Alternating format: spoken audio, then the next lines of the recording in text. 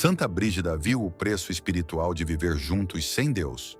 Você não está ouvindo uma lenda nem um rumor piedoso, mas uma história que se apoia em visões e revelações que a Igreja examinou, verificou e considerou dignas de fé.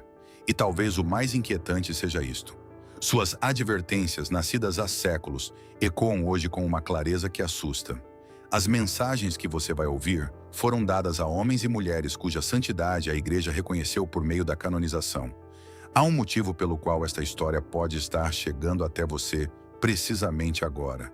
E se não fosse coincidência você ter se cruzado com estas palavras hoje?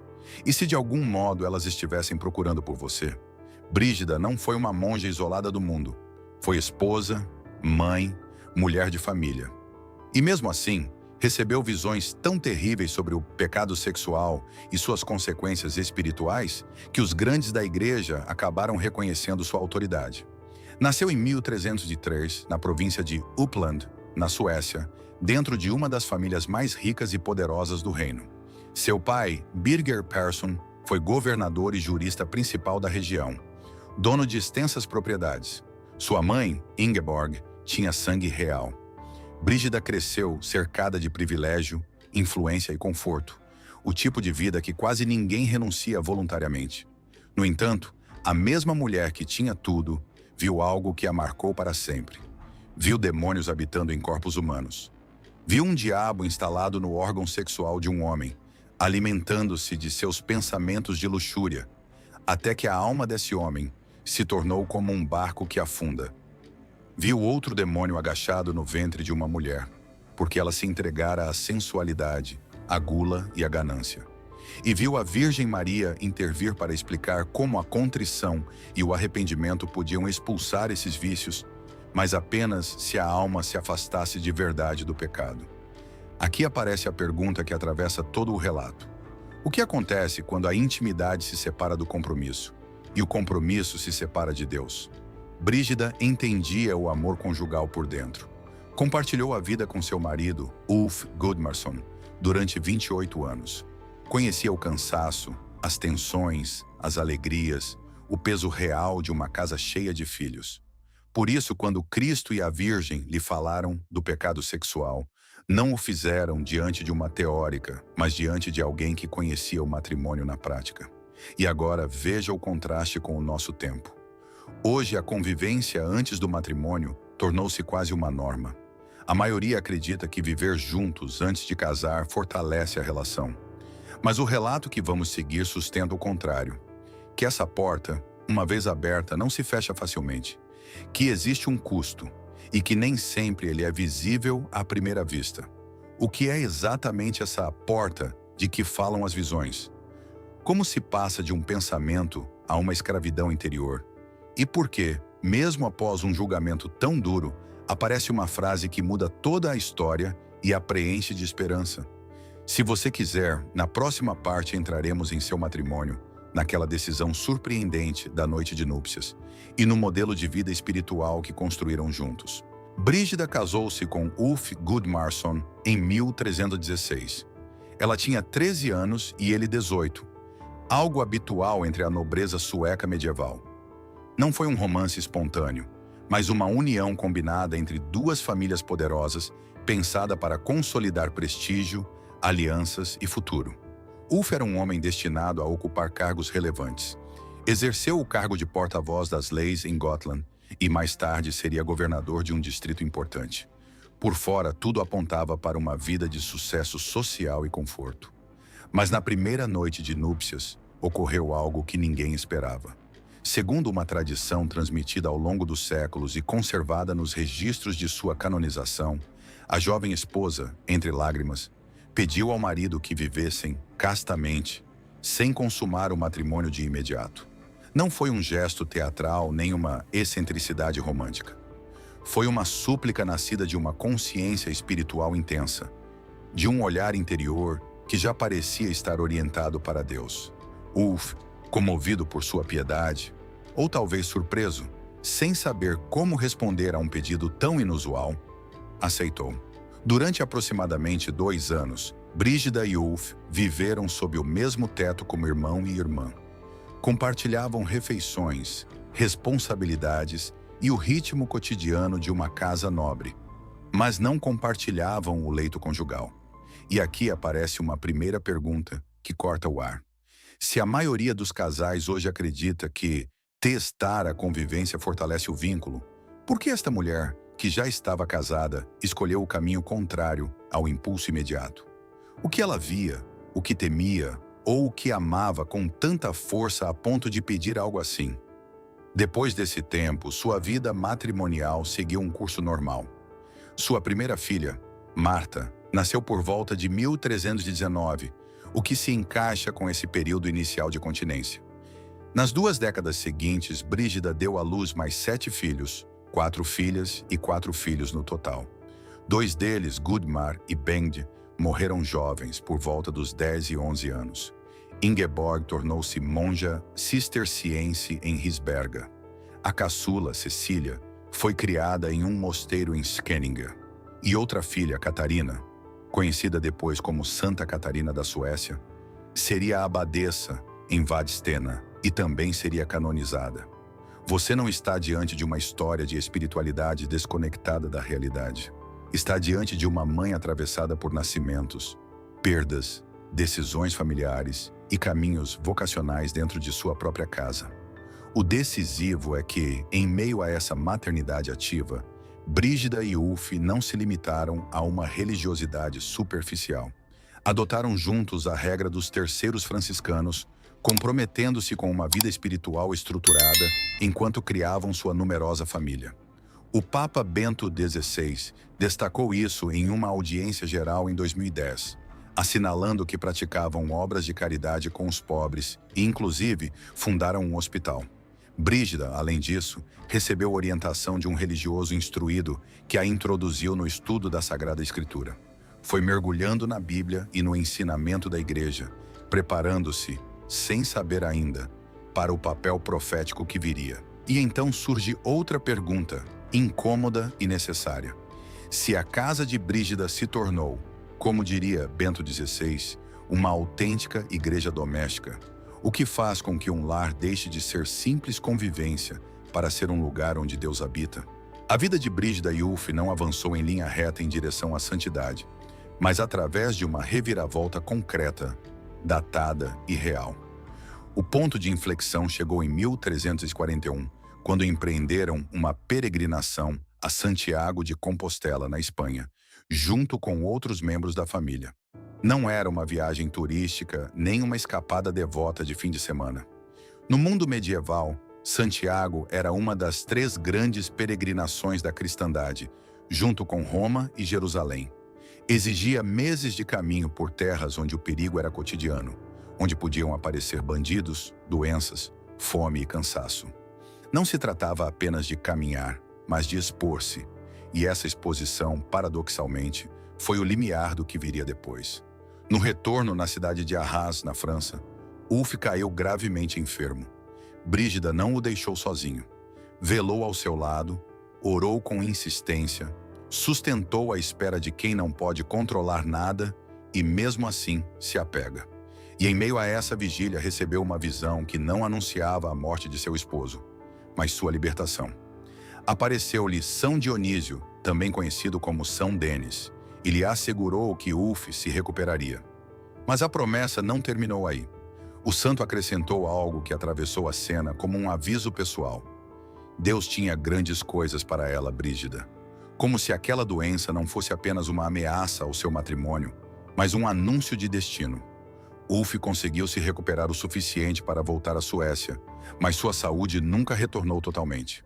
Acabou retirando-se para o mosteiro cisterciense de Alvastra, em Östergötland, para receber cuidados dos monges e dedicar seus últimos dias à oração. E então chegou a data que dividiu sua vida em 2. Em 12 de fevereiro de 1344, Ulf Gudmarsson morreu na abadia de Alvastra, após 28 anos de matrimônio com Brígida. Ela permaneceu perto do mosteiro após a morte dele, vivendo em uma pequena casa e passando longas horas em oração junto ao seu túmulo. Mais tarde, Brígida diria que o havia amado como ao seu próprio corpo. Essa frase é importante porque destrói uma caricatura fácil. Não era uma mulher que desprezasse o matrimônio, nem alguém que fugisse do amor conjugal. Ela o havia abraçado por completo. E precisamente por isso, o chamado que recebeu como viúva não foi uma negação do que viveu, mas uma transição para outra missão. Em Alvastra, Brígida recebeu o chamado divino que definiria o resto de sua vida. Cristo falou diretamente com ela e disse: "Sê minha esposa e meu canal." E com essa frase não apenas a consolou, mas a comissionou. Devia fundar uma nova ordem religiosa e levar mensagens do céu aos governantes da terra. Anos depois, João Paulo II, em sua carta apostólica de 1999, ao nomeá-la copadroeira da Europa, lembraria que ela foi reconhecida por um dom de profecia e que sua voz, em certos momentos, parecia ressoar como a dos grandes profetas. Brígida falou com franqueza a príncipes e pontífices, declarando o plano de Deus sobre os acontecimentos da história. E em 1349, 5 anos após a morte de Ulf, deixou a Suécia rumo a Roma para participar no jubileu de 1350. Não voltaria jamais à sua pátria. Viveu 24 anos na Cidade Eterna, recebendo visões e revelações, fundando a Ordem do Santíssimo Salvador, conhecida como as Brígidas, e convocando papas e reis à reforma.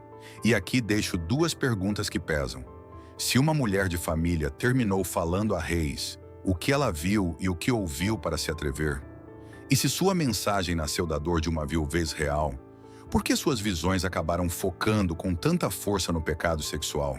Cristo mostra a Brígida algo que não deixa espaço para interpretações confortáveis. Um homem que carrega 3 demônios dentro de si. Não é uma imagem vaga, mas uma descrição concreta, quase anatômica, porque cada um ocupa um lugar diferente do corpo, como se o pecado tivesse preparado quartos onde o que é obscuro pode se instalar. O primeiro, diz Cristo, senta-se no órgão sexual, porque é ali que a luxúria busca sua satisfação. E para explicar como entrou, Cristo não usa uma teoria, mas um exemplo que qualquer pessoa entende. Ele o compara a um barco. Fala de um capitão que deixa entrar água pela quilha. No início não parece grande coisa. A água sobe pouco a pouco, acumula-se, e quando alguém finalmente percebe o desastre, já não resta força para salvar a embarcação. O barco afunda. Cristo aplica a metáfora com precisão. O barco é o corpo do homem, açoitado por tentações como ondas violentas. E a água não entra primeiro por uma ação escandalosa, mas por uma fresta silenciosa. O mau desejo que se compraz em maus pensamentos.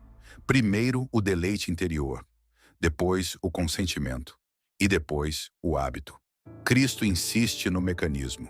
Se o homem não resiste com arrependimento e penitência, se não repara a brecha, a água da luxúria cresce a cada dia. O detalhe é importante porque mostra uma progressão. Não é que o homem caia uma vez e pronto, é que permite a entrada, tolera-a, normaliza-a. E essa tolerância acaba dando ao demônio um lugar estável, como se ele já não fosse um visitante, mas um residente. Depois, Cristo revela o segundo demônio. Ele está no coração e o descreve como um verme dentro de uma maçã. O verme não começa pela casca. Começa pelo centro, pelo coração da fruta. Devora o núcleo e deixa ali sua sujeira. Depois rasteja por dentro até que a maçã fique inútil. A imagem é brutal, porque não fala apenas de desejo físico, mas de algo que corrói o melhor que o homem ainda conserva. Sua capacidade de querer o bem, sua intenção de mudar, seus impulsos de se arrepender. Nesse ponto, o homem pode continuar tendo lampejos de lucidez. Pode pensar, isso está errado, tenho que parar. Mas o verme trabalha primeiro contra esses brotos de bem, come-os antes que cresçam. O que sobra por dentro é um resíduo que envenena tudo, até que a vida interior se torne estéril, como uma maçã que já não serve para alimentar ninguém. E então aparece o terceiro. Cristo diz que o terceiro demônio é como um arqueiro que olha pelas janelas e atira contra os desprevenidos. Este demônio ocupa a boca. E Cristo faz uma pergunta retórica que soa como uma acusação direta. Como não haverá de estar o diabo em alguém que não fala sem mencioná-lo? Aqui o problema já não é apenas o que o homem faz ou deseja. É o que ele diz. É a linguagem convertida em costume de escuridão. A cena marca o último passo da degradação. O pecado torna-se conversa, piada, vício de linguagem, tom habitual. O que antes podia causar vergonha, agora é pronunciado com leveza. E assim, pela boca, não apenas se contamina a si mesmo, mas pode contagiar outros, como um arqueiro que fere de longe aqueles que passam sem perceber. Se você parar aqui, a pergunta inevitável é esta: se tudo começa por maus pensamentos, aos quais se dá permissão, quantas vezes uma pessoa abre essa brecha acreditando que ainda controla o leme? E se o pecado chega a se normalizar na boca, não é esse o sinal de que o coração já vem sendo devorado por dentro há tempo? Mas o relato não para no terror. Brígida ouve também uma frase que muda o final. Cristo acrescenta que, enquanto a alma e o corpo estiverem unidos, sua misericórdia continua pronta para o homem. Enquanto houver vida, existe a possibilidade de arrependimento. Ou seja, o barco ainda pode ser salvo antes de afundar de vez, se a brecha for reparada. Depois de mostrar a Brígida o homem possuído por esses 3 demônios, o relato se desloca para outra visão, e a cena é igualmente precisa. Desta vez aparece uma mulher, e o foco não se centra apenas em o que acontece com ela, mas em como ela escolheu. Porque a mensagem insiste em algo incômodo. Há pecados que não nascem do acaso, mas de decisões repetidas, sustentadas, defendidas ao longo do tempo. Cristo mostra a Brígida que essa mulher caminha entre 2 caminhos. Um é estreito, exigente, cheio de resistência interior. O outro parece fácil, largo, sem atrito. E ela, diz o relato, escolhe o segundo. Não porque não soubesse distingui-los, mas porque queria o que esse caminho lhe prometia: prazer imediato, segurança material e uma vida onde o desejo manda. A visão enumera 3 vícios que a dominam. O primeiro é a gula, uma busca de satisfação que não se limita à comida, mas à necessidade constante de preencher o vazio. O segundo é a ganância, o apego ao dinheiro e ao ter, como se a vida se sustentasse pela acumulação. E o terceiro é a luxúria, a entrega à sensualidade como centro. Não aparecem como etiquetas abstratas, mas como forças que vão ocupando o corpo, a mente, a vontade. E então vem uma imagem ainda mais perturbadora. Cristo mostra a Brígida o que acontece por dentro. A mulher carrega um demônio no ventre, como se seu interior tivesse se transformado em um lugar de residência para o impuro. E a cena não pretende ser apenas aterrorizante. Pretende ser pedagógica, para que Brígida entenda a lógica espiritual de uma vida onde o pecado já não é queda, mas hábito. Depois aparece um detalhe que o relato não deixa passar. Fala-se de 5 mãos. Não é apresentado como um número decorativo, mas como uma espécie de ferramenta de submissão. É como se essas mãos representassem maneiras concretas pelas quais o pecado agarra, aperta, arrasta, até que a alma já não decide com liberdade, mas com dependência. Não é apenas desejo, é escravidão. Mas a cena dá uma guinada porque entra a Virgem Maria. A Virgem não aparece para suavizar a mensagem, mas para torná-la mais clara. Pergunta à mulher, e através dela a qualquer um que escuta, se existe um arrependimento verdadeiro. E a pergunta não é: você se sente mal? Mas você está disposta a deixá-lo? Porque aí está a diferença que o relato sublinha repetidamente. Entre dor emocional e conversão real. A mulher responde que não. E essa palavra curta é o centro do drama. Não diz não posso, não diz é difícil, mas não. Ou seja, não há abertura, não há luta, não há intenção de romper com o que a domina. E naquele instante, a visão deixa ver algo que hoje ainda é fácil reconhecer. Há pessoas que não negam a existência de Deus, mas negociam com Ele. Querem uma fé que não lhes exija renunciar a nada. Querem consolo sem mudança, uma promessa sem cruz. Aqui o relato volta a forçar perguntas que se cravam. Se o arrependimento verdadeiro implica renúncia, O que acontece quando alguém pede perdão apenas para aliviar a culpa, mas planeja continuar igual no dia seguinte? E se a escravidão do pecado se constrói com escolhas repetidas, em que ponto exato uma pessoa deixa de estar caindo e começa a estar vivendo dentro disso? A visão não afirma que tudo esteja perdido para essa mulher por uma única queda. O que mostra é outra coisa, que sua condenação interior começa quando o coração se fecha, quando a vontade se endurece e já não quer mudar. E por isso a Virgem insiste no essencial. Enquanto a alma estiver unida ao corpo, há possibilidade. Mas essa possibilidade não é ativada com palavras bonitas. É ativada com uma mudança real. E logo ali, o relato prepara o passo final. Se existe um modelo oposto a essa mulher, como se parece uma vida conjugal que resiste à luxúria sem destruir o amor? Como se transforma o desejo sem apagá-lo, orientando-o para Deus? O relato termina voltando-se para um contraste deliberado. Depois de mostrar a Brígida um homem devorado pela luxúria e uma mulher presa pela gula, ganância e sensualidade, aparece um modelo diferente. Joaquim e Ana, os pais da Virgem Maria. Eles não são apresentados como figuras decorativas de devoção, mas como uma resposta concreta à pergunta que se abre em tudo o que foi dito anteriormente.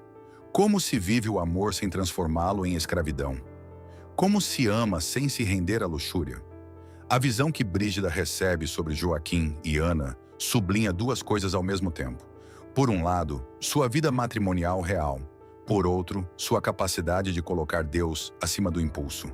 Ou seja, não se fala de um matrimônio frio ou distante, mas de um matrimônio ordenado, onde o desejo não governa como tirano.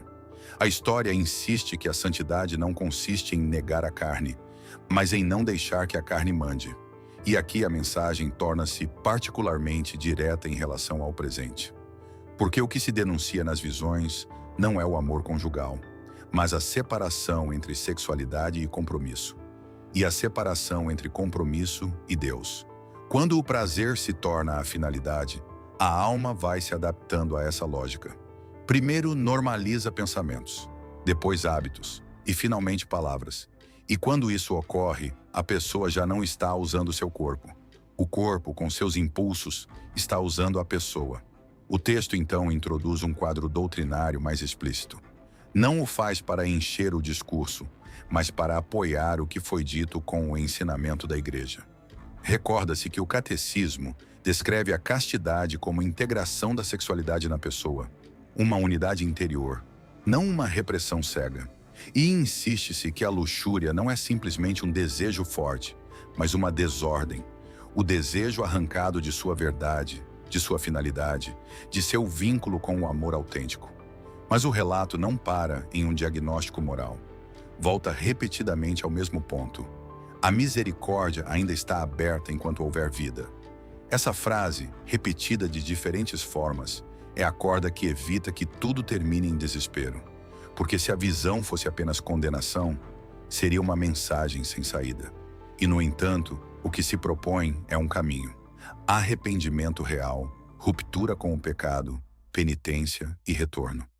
Aqui aparece uma ideia que atinge aqueles que vivem como se nada fosse, mas conservam uma fé vaga.